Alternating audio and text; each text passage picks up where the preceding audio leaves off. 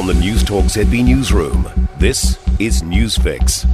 In this update, a careful balancing act for the Deputy Prime Minister as he makes his State of the Nation speech today. Winston Peters will give the address at a public meeting in Palmerston North.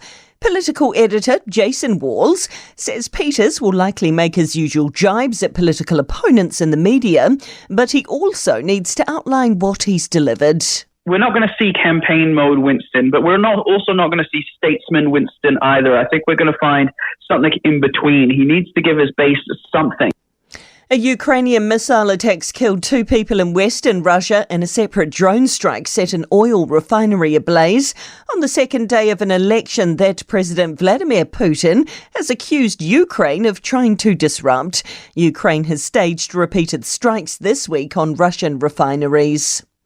India will begin voting in phases from April 19 to elect a new parliament in the world's largest election, with almost 1 billion people eligible to cast votes.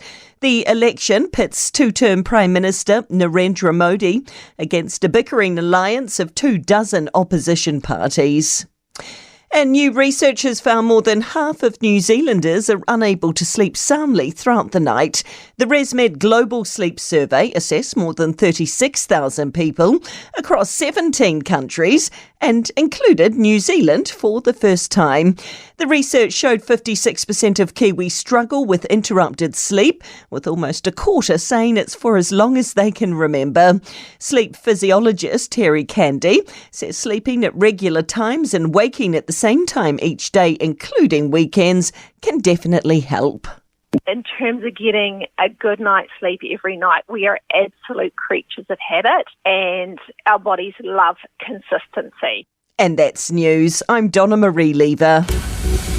To sport, a miraculous mid-air Xavier Coates try in the final seconds has seen the Melbourne Storm stun the Warriors 30-26 in the NRL at Amy Park.